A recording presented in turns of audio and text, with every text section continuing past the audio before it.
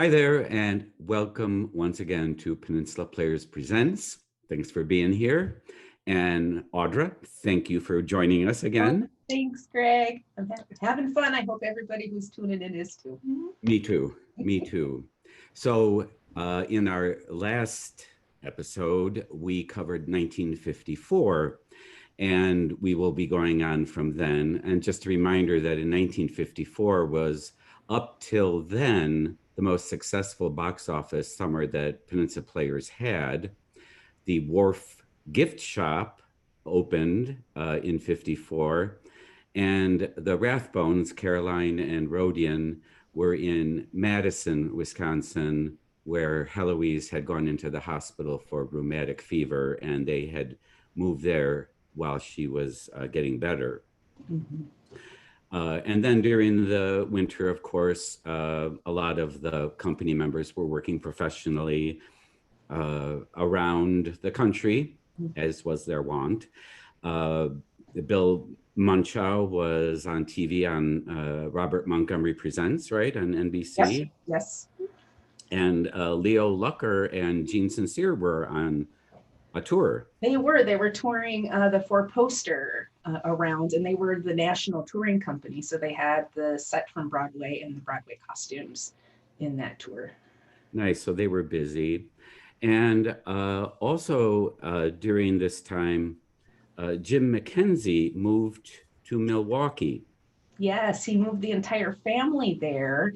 And he started working for the Fred Miller Theater that opened in January, which would then eventually become Milwaukee Rep.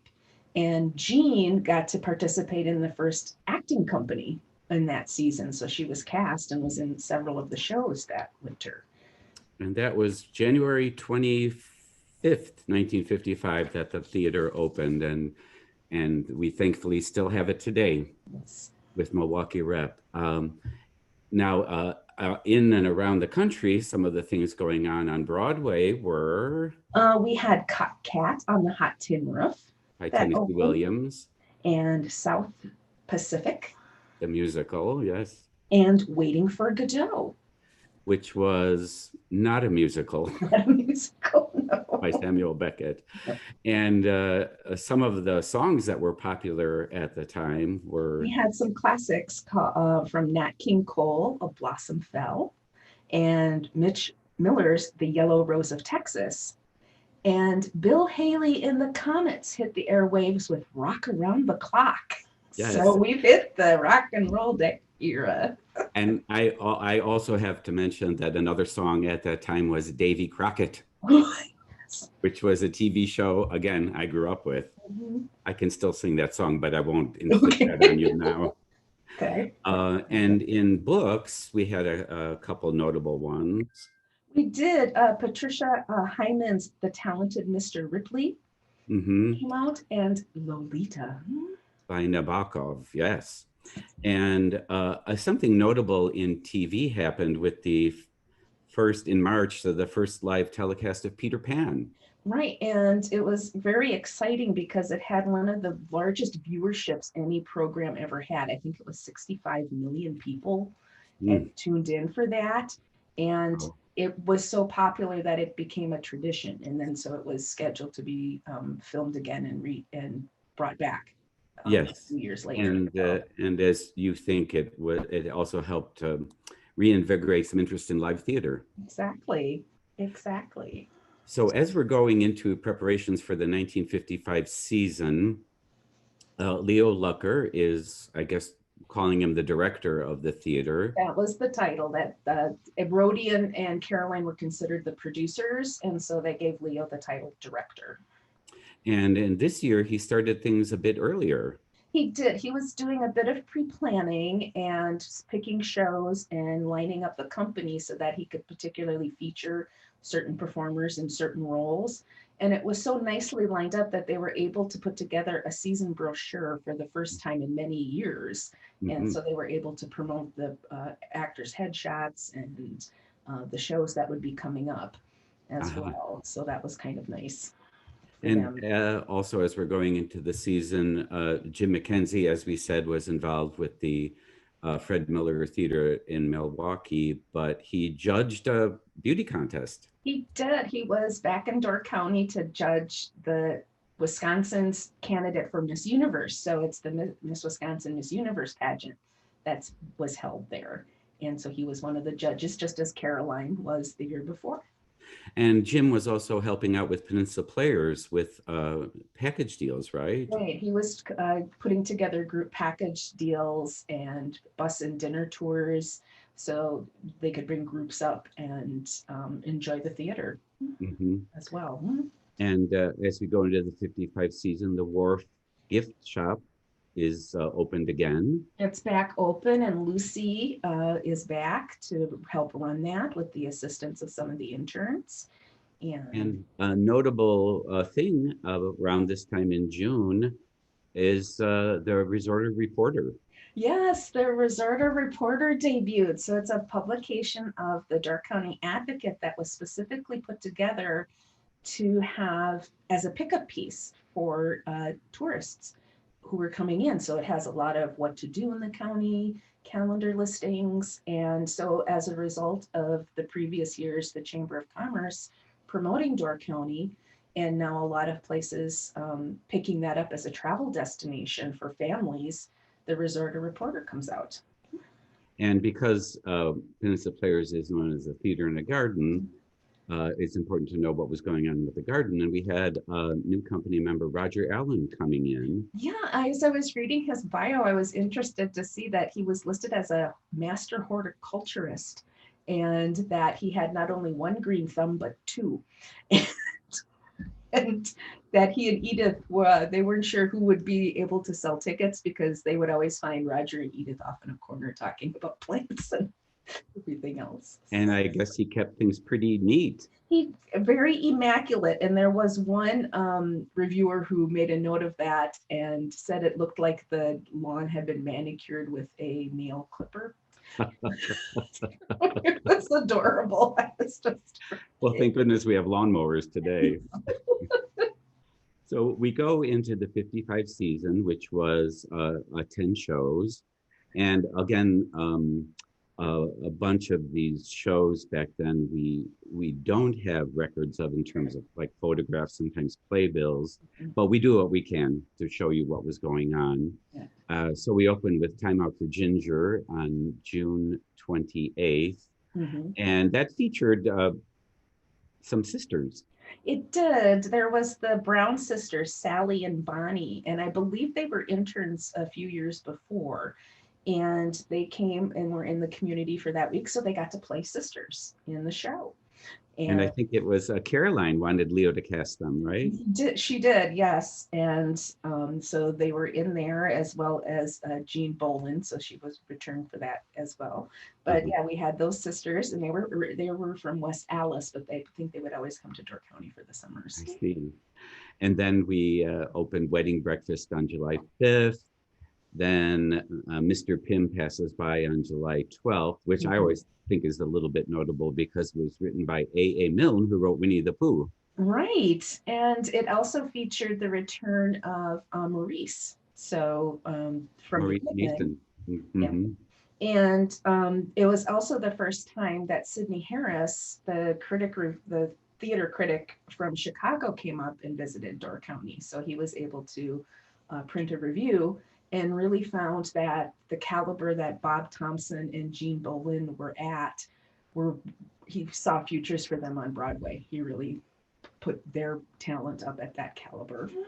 And it was very nice for the players because Sidney wrote for the Chicago Daily News, and it was nice to be featured in the paper there. After that, we opened we opened two murder mysteries in a row, Dial M for Murder and Laura. And you think that was because they canceled the mystery the previous season when they extended Mr. Roberts to 2 weeks. So I think they gave the mystery fans an extra thrill and threw two of them in there for and they're two very good ones too. And then after those two, we have The Moon is Blue, which opened August 2nd, which was an interesting piece. It was when I went to look at it, and when it was made into a film, it was controversial in the aspect of the film industry in an extension of the Hays Code. So a while ago in a few episodes, I mentioned how in movies a couple couldn't kiss for more than 2 seconds, or even a married couple had to be shown in separate beds. And that's what the film standards were at that time. So this film, The Moon is Blue, was put out and filmed without altering the play script. And it was a really open and frank discussion about sex. And so, not that it was to the standards of the time to have those conversations in that little bit of a plot line. It wasn't approved by the Production Code Administration. So it was one of the first film ever released in mass distribution without that approval. And then it was condemned by the Catholic Legion of Decency and banned in several areas from being shown. But if there's it's mentioned in an episode of MASH, and Hawkeye, the character on the show, finds out that this is being banned and he wants to know what's going on. And so he gets it delivered to the MASH unit, and they all watch it and they're like, they were all confused as to why. What's banned? So it's interesting that the players did that play then. And that was followed by Sabrina Fair, which opened August 9th. But around this time, there was also a Door County event of sorts. There was around this time, usually the Door County Fair happens every year. And that year, it was announced it was going to be canceled because there was such an outbreak of polio going on around the communities and in Wisconsin and the country. And so they just, to negate that, they canceled that event. And I felt that was a really reflection of what's going on today as well, that, Sure, the public has, as the public is aware of what health issues are going on. exactly. And then after that, the Cane Mutiny Court Martial opened August 16th, which was a big show. It was a big show with lots of men, and they put practically every man on property in that show, including Jim Mckenzie, the technical director, and the carpenter. So everybody was in the court. They all had uniforms.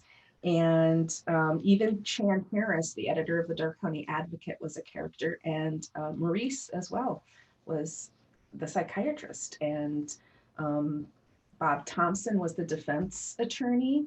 And I found out our friend Jose Ferrer was the defense attorney in the movie. So I'm surprised Jose Ferrer didn't end up at the Players at some point. His name has come up in so many different places. And after that, we did a very nice play called The Rainmaker by N. Richard Nash, which opened August 23rd.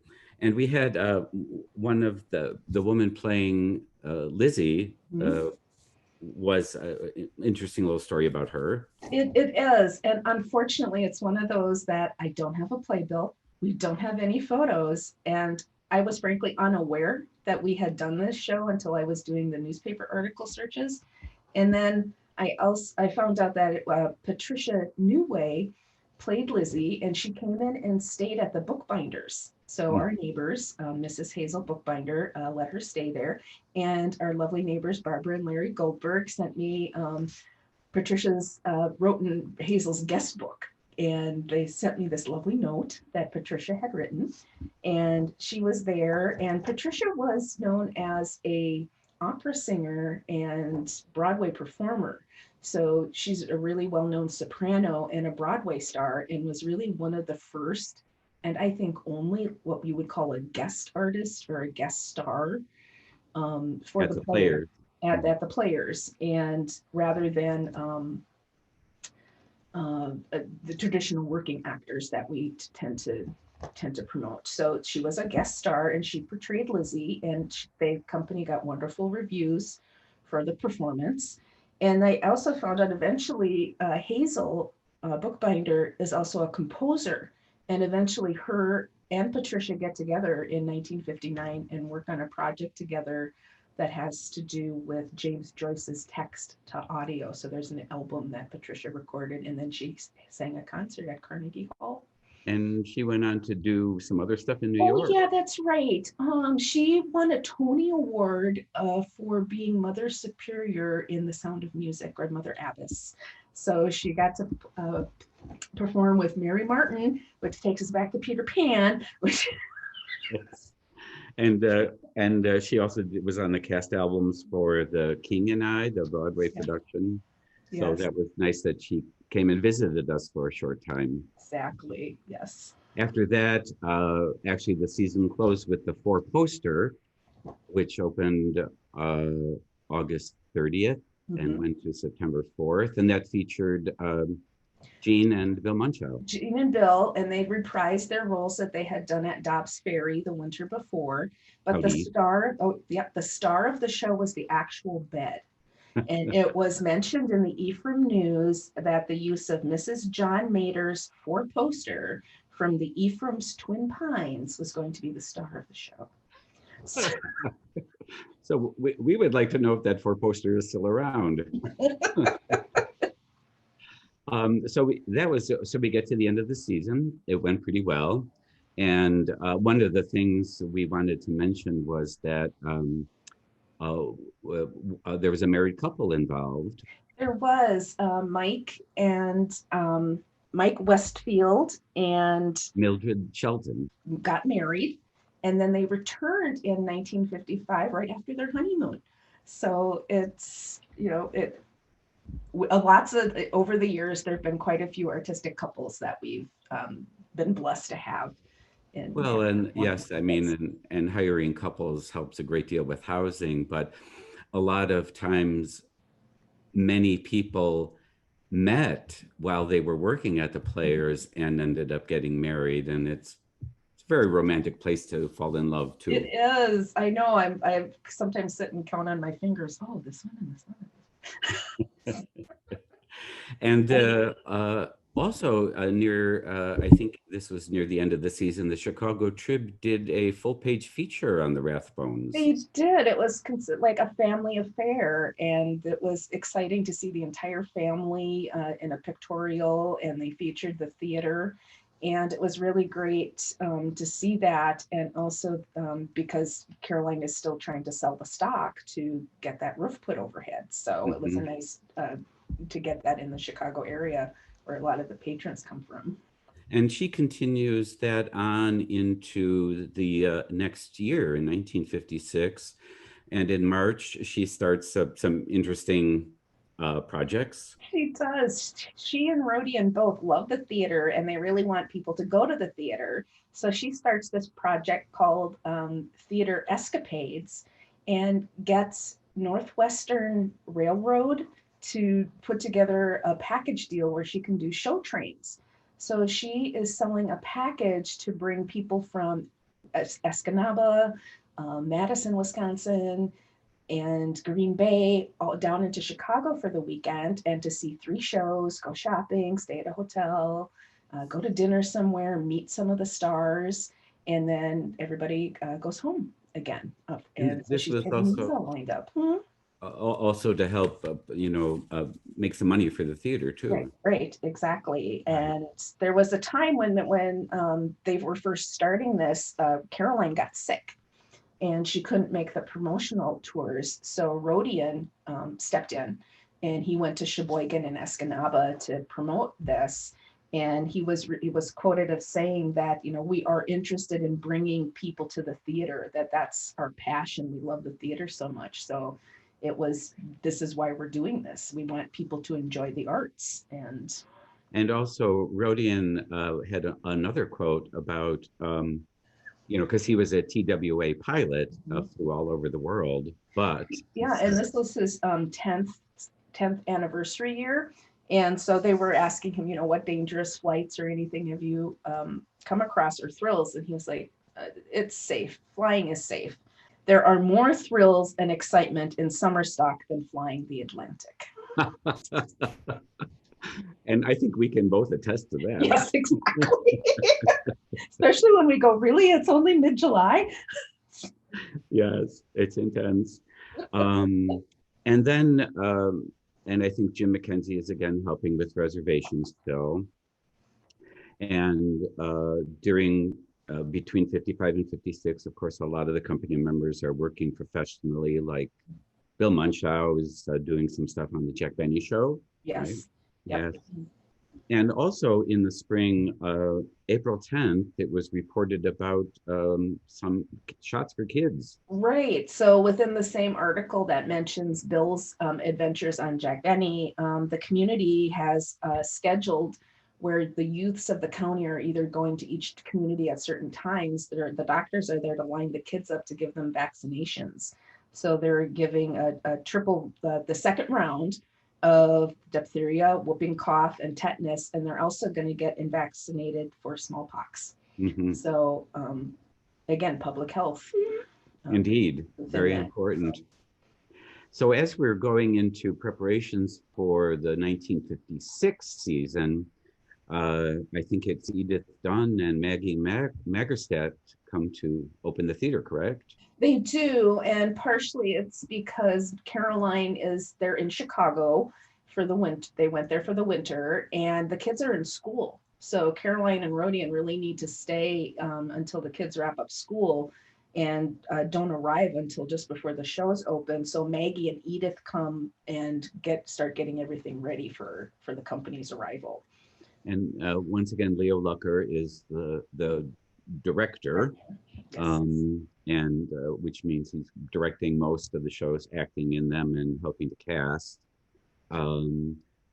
Jim Mckenzie, who we're keeping a track of, is not in the season, but he's elsewhere. He's somewhere, and what I think he's working for Telecaster, and when I was scrolling through the newspapers, local newspapers at the time, I ran across this article of a young man in Washington Island whose job it was to go around the country and install teleprompters, because this is around the time that feature for news broadcasters technology is just becoming available. Mm-hmm. So with Jim's history of television, I think that's what he's doing, is helping either to market or distribute those. But I'm not exactly sure, but that's my theory. So. It's a mystery. But his wife, Jean Boland, ends up in one show in the season later on. And Caroline and Rodion return from Chicago with Heloise and Mom and Papa Fisher, her parents. But Dunya stays behind. Dunya stays behind with Marion. So Rodion's mother comes over, and Marion is taking care of Dunya, so Dunya can attend ballet classes and ballet school for a majority of the summer. And just a reminder that Marion Rathbone, Rodion's mother, her first husband and Rodion's father was Basil Rathbone, the film actor. And also at this time going into the season, because Jim Mckenzie is not around and Casey Bragdon is not around this summer, Caroline hires a PR firm. She does. She hires the firm that Casey was working for those few winters when she would stay. And so the PR firm of Shannon, Schilling, and DeSpirito were hired to help with all of the publicity for the season. So. In Green Bay, yeah. And then just before opening, there was a storm. There was a very violent storm that went through Door County and mostly the Brussels area, and it was very violent, high winds, and very close to a tornado, a windstorm. It uprooted trees, it knocked down barns and buildings, and there's this one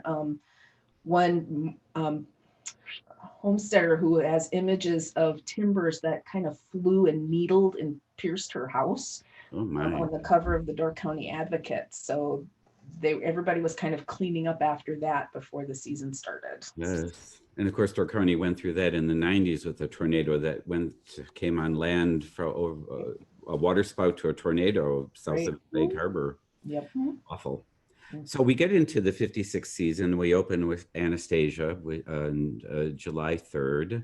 Mm-hmm. And Caroline is organizing some more stuff. Some more adventures, exactly. She has talked to the skipper of the Lucky Strike in Escanaba and arranged for him to bring patrons over on a Saturday night voyage. So they get on the ferry at 3 p.m. in the afternoon on Saturday, and they motor across the bay to Fish Creek, have dinner at the CNC, and then are brought up to the players for a performance. And then they and go back at night. So she now has show boats as well as show trains. I see. I see. A little adventure for those people. Yeah. And then the second show, The Tender Trap, which opened July 10th.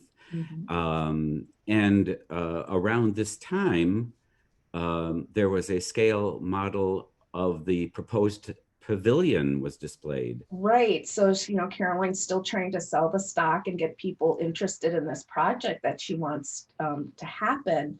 And so she's asked the designer, Frank Shattuck. And he's a great architect. He also lives in Ephraim and in Appleton. And so he's come up with this design for the pavilion and built the model, and it's on display for patrons to see. And he also designed the new theater building at the time that was new for Lawrence College, and also the addition to the Moravian Church in Ephraim. So Door County residents are aware of the style, his work and his style. Wonderful. And I remember when we were going to build the new theater, we displayed a model of that beforehand. Then we follow that with Light Up the Sky, which opened July 17th. Right. And that was a last minute replacement. It was. They were going to do the Chalk Garden. So I saw ads for that and I never saw it in the lineup. And then they replaced it. So they did more of a comedy than a drama for that. And I kept wondering, well, what's going on? And as we kind of get through the season, I'm like, weather. I think some rain might have had some effect on the box office. So I think they put a comedy in there. I see. So, and that was followed by a show called Reclining Figure, which opened July 24th. And this was the first time Bob Thompson reappeared this season. Right. Yes. And then Dear Charles opened July 31st. And there was a radio star in that show. There was. She joined the company that season. So she was in more than one show, Viola Berkwick. And she had been a performer in Chicago radio, and she'd been performing for almost 20 plus years. And one of the programs that she was most known for ran from 47 to 1949 called Meet the Meeks. And then that was followed, actually during this time, Dear Charles closed August 5th. But on the afternoon of that day, there was a benefit concert. There was quite a few little things happening here. So Caroline, that day, Saturday, August the 4th, she was interviewed by Milwaukee television station on a Woman's World program at 3:30. And then she was also promoting a concert that she was holding, a benefit for the kiddie camp in Madison, Wisconsin, which was a camp for children who were recovering from rheumatic fever. And this was a camp that Heloise went to. So Caroline called her friend Gloria Lind, who a couple decades prior was an intern and an apprentice actor at Peninsula Players.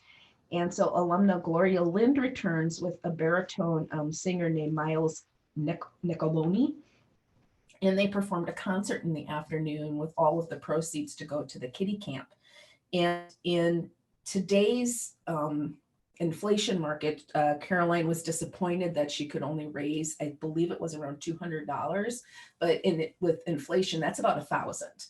So in today's dollars, it was around $1,000, but she was disappointed because it was a rainy day. And so she felt the ticket sales were hampered because of the weather during that performance. It was very nice of Gloria Lind to come back. Gloria ended up at the Metropolitan Opera in New York. And then that was followed by the show Picnic, which opened August 7th. And Frances McVeigh, who was a set designer who has been with the Players before, is featured. She did. She had a nice article in the Chicago Tribune highlighting under like a work white collar, so like creative careers for women. So it was nice to see her featured there.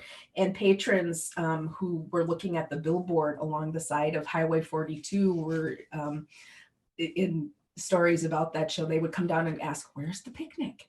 And they didn't really know if it was a show or not. There was like, oh, is there a picnic? Oh dear. And the following picnic was the 7-Year Itch, Mhm. which opened August 14th. And then Our Town, a show which pretty much everyone knows, opened August 21st with Bob Thompson as the stage manager.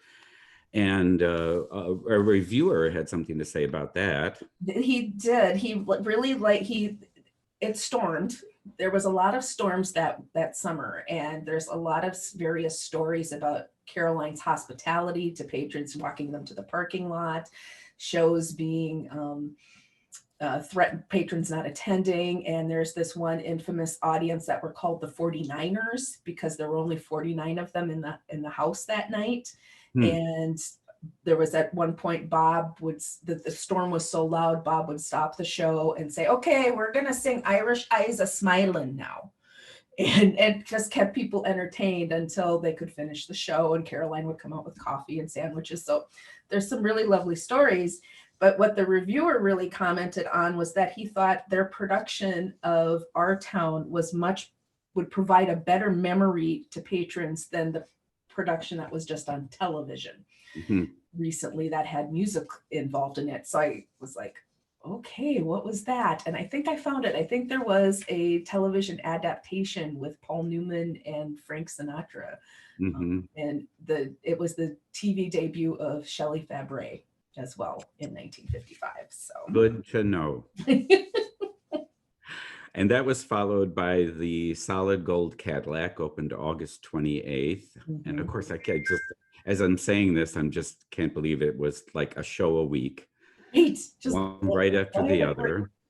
And Leo was directing all of them and sometimes in them. It was. So that opened August 28th, and then August 29th, there was a wedding. There was at the Church of Atonement in Fish Creek. Richard Fisher returned, and he and Maggie Makerstadt got married. And then the reception was hosted back at Peninsula Players. So that was exciting for the entire company. Yes, indeed. And then right after that was the closing show, Champagne Complex, which opened September 4th and went to September 9th, which was the first time, right, that a show went past Labor Day. It did. Yeah, it was the first time it went past Labor Day. And Elvis appeared on Ed Sullivan. And as we know, that marked a turn in our American culture. It did. Indeed.